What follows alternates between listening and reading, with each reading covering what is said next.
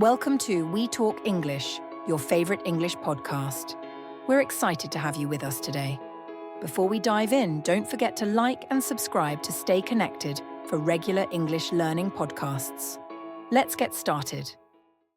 Have you ever been at a concert that was so loud and crazy that you actually felt the ground shake? I mean, really shake. I'm talking about a concert so powerful it could maybe actually cause an earthquake. Well, believe it or not, some people think certain concerts are making the earth move, and that's what we're diving into today. Yeah, it's true. We're going to try to figure out if a concert can really cause an earthquake. We're looking at a bunch of articles about this very thing, and get this, some of them involve Taylor Swift's Eras Tour.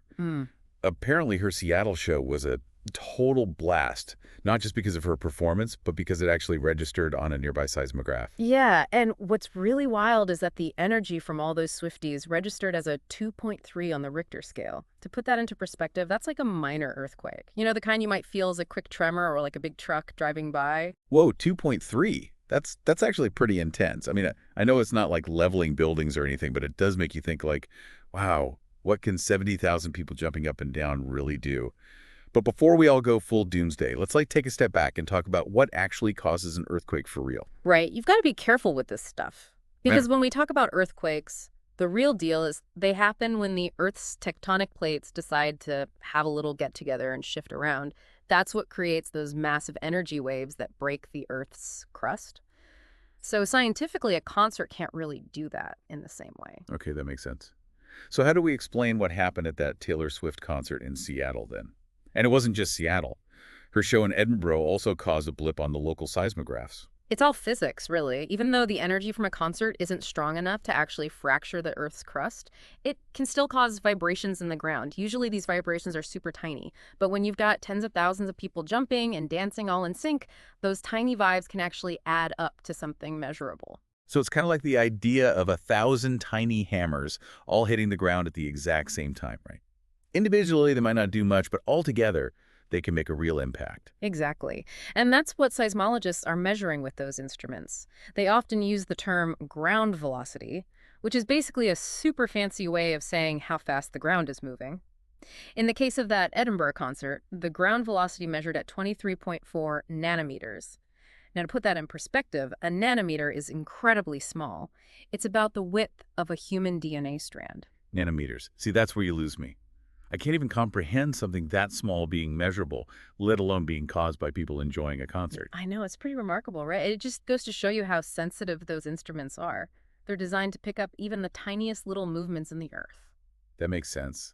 Yeah. So I guess what we're saying is that even though these concert quakes are super cool, they're not exactly earthquakes in the way we usually think of them. But if a concert isn't going to cause, California to fall into the ocean, why is this such a big deal? That's the million-dollar question, isn't it? It makes us really think about how we define an earthquake in a world where humans are doing more and more that can actually impact the planet. Some researchers are even suggesting we need a whole new category just for these human-induced seismic events. Wow. Whole new category. That's interesting. And it's not just about semantics either, right? This could actually change how we think about the impact of any large gathering, whether it's a concert, a huge sporting event, or even a political rally. Absolutely. We've got to consider the sheer force generated by a large enthusiastic crowd and how all that energy, those vibrations, might be affecting the environment around us, especially in areas with delicate geological formations or structures that could be vulnerable. So we've got these human-generated earthquakes, even if they're not exactly like the ones that make the news every other day.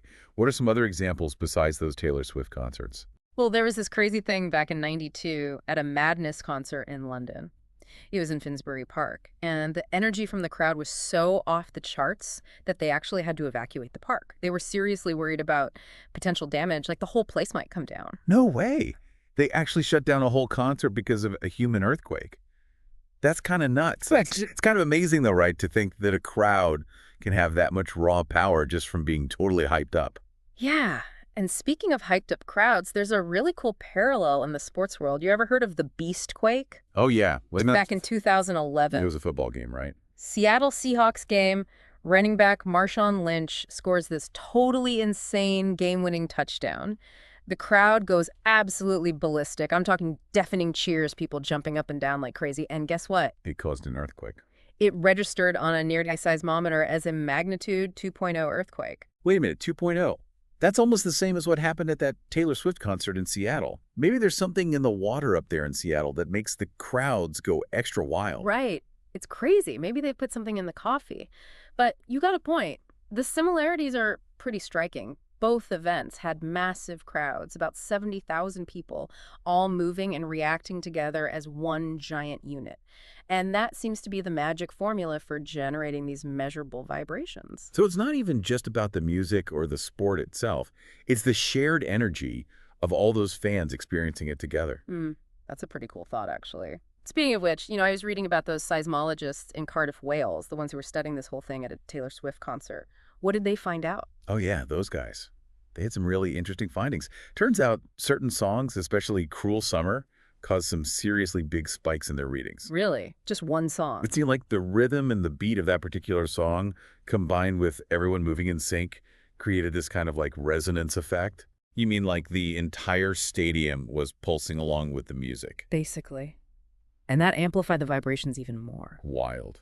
So was it as intense as the Seattle concert? It wasn't quite as powerful as the Seattle Swift quake, but it was still enough to be picked up clearly by their instruments. Like the more people jumping and dancing, the bigger the effect.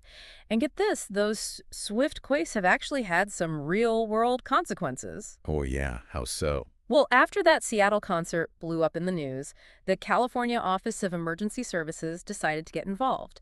They teamed up with some scientists at Caltech to install seismic sensors at SoFi Stadium in LA, specifically for when Taylor Swift performed there. So they're like bringing in the earthquake detectors just for T-Swizzle?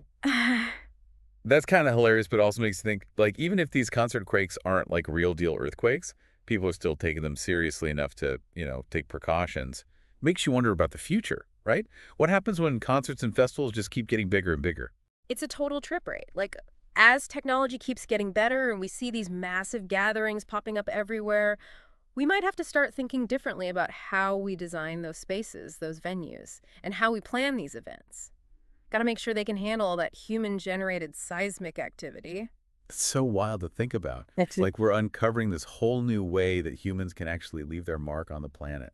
And who knows, maybe someday we'll figure out how to harness all that power for good. Like use it to generate clean energy. Whoa, now there's an idea. Imagine a world where rocking out at a concert could power your house. I mean, it sounds crazy, but then again, so did the idea of concerts causing earthquakes not so long ago. Totally. It just goes to show that sometimes the most amazing discoveries come from just paying attention to the world around us and being open to the idea that we don't have it all figured out yet. Couldn't agree more. It makes you think, what else are we missing? What other tiny ways are we impacting the planet without even realizing it? Exactly. Yeah. And once we know about those impacts, maybe we can use that knowledge to build a better future. 100%. Well, that about wraps up our deep dive into the world of concert quakes. So as we sign off, what's the one big takeaway you want to leave our listeners with today? I think the biggest thing to remember is that everything we do, especially when we do it together, has an impact. What might seem like a tiny, insignificant action can actually contribute to something much, much bigger, even something that shows up on an earthquake detector. It's a good reminder that everything's connected and we have the power to make a difference. So well said. I love that. It's like a reminder that we're not just along for the ride in this world. We actually have the power to shape it for better or worse. And sometimes that power comes from something as simple and joyful as music. That's awesome. Thanks for joining us for another awesome deep dive, everyone. Until next time, keep those curious questions coming, and you never know what you might discover. And again, thanks for joining us on We Talk English.